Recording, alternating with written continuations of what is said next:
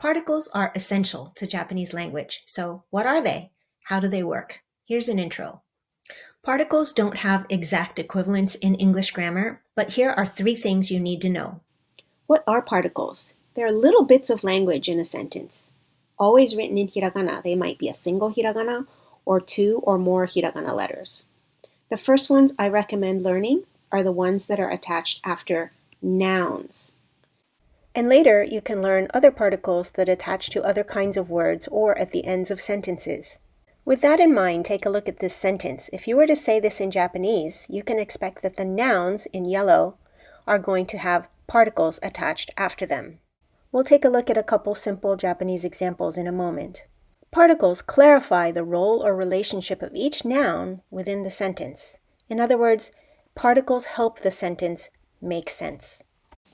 So how do they do that? There are two main types of particles that are attached to nouns. In the first group, there are particles that are similar to English prepositions. Words like in, at, on, from, by, with. There are many, many others.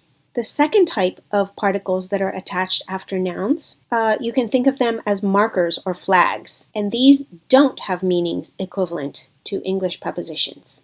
So here we go. Let's look first at particles that are similar to English prepositions. By the way, similar in meaning, but not in word order. We'll take a closer look at that in just a second. Here's a simple example. You might already know the word gakko, school. So let's add two different particles to the word gakko. If we add the particle e, it's written with a hiragana he, but it's pronounced e as a particle. If you say gakko e instead of just gakko, e means to or towards. So gakko e means to school, as in I went to school at 7:30.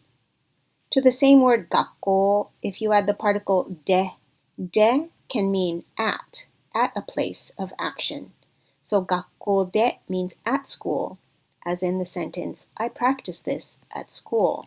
But be really careful with word order. Japanese particles come after the noun that it modifies. It comes after the noun that it's paired with. On the other hand, English prepositions come before the noun that it modifies, before the noun that it's paired with. By the way, that noun that it modifies, in English we call that noun the object of the preposition. So the word school, in this case, is the object of the preposition. So again, English prepositions like in, at, on, from, they come before the noun that it modifies. So it's called a preposition, a preposition. Particles, however, come after the noun, so they are known as postpositions.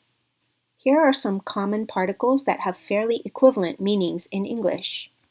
For example, ni. Ni is added after time-related words, and it means at a time, on a day, or in a month, in a year. De is added after place words to mean at that place or in that place where the action of the verb in that sentence takes place.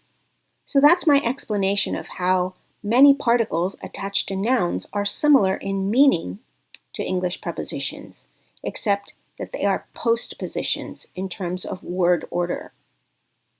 The other group of particles that are attached after nouns do not have meanings that are equivalent to English prepositions. It's useful to think of this second set of particles as markers or flags.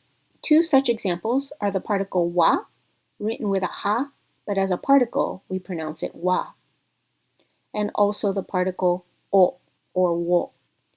Wa is the topic or subject marker, and o is the direct object marker. So, in this sentence, 私は昨日本を買いました. I bought a book yesterday. The particle wa here is a flag that says to your reader or your listener, attention, the topic of my sentence is the word before it, 私, I. And the particle wo here, the particle o, is another flag that says, attention, the direct object of the verb is hon, book, the word before it. What was bought? The book was bought. The yesterday was not bought, and the I was also not bought. Hon is the direct object. That's what the particle o does. What's useful about particles is that As long as you have the right particles attached to each noun, you can change the word order in a sentence and the meaning does not really change. So in this sentence, the first one, I bought a book at school yesterday. The particle o, for example, stays with the direct object word hon, book, and we can change the word order around. 昨日私は本を学校で買いました。私は本を昨日学校で買いました。Again, the particle o always stays with the word hon, book, the direct object. And the particle wa always stays with watashi, the topic. And the particle de for 学校, meaning at school, always stays with the word 学校.